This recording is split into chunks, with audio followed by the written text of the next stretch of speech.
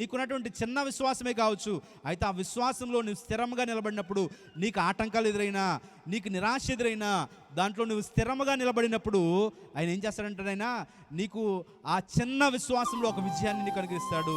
ఎటువంటి పరిస్థితులైనా సరే నీవేమన్నాడు, నువ్వు భయపడక నమ్మిక ఉంచు. ఎవరైతే యాయీరు అనేటువంటి వ్యక్తి, సమాజ మందిరపు అధికారి ఈ యొక్క వార్త విన్నాడో, ఏ వార్త? ఇదిగో నీ కుమార్తె చనిపోయింది అని ఆ సమాజం మధ్యలో ఆ వార్త వినగానే ప్రభువు యేసుక్రీస్తు వారు చెప్తున్న మాట ఏంటంటే, భయపడకము, నమ్మిక మాత్రం ఉంచమని ఆయన చెప్తున్నాడు. ఆయన వాగ్దానాల మీద మీరు నమ్మిక ఉంచండి, ఆయన మాట మీద మీరు నమ్మిక ఉంచండి. ఆయన ఖచ్చితంగా ఆ ఏ పరిస్థితుల్లో అయినా సరే ఆయన సాధ్యపరచగలిగేటువంటి దేవుడు. మనం నేర్చుకోవాల్సింది ఒకటే, మనకున్నది విశ్వాసం చిన్నదే.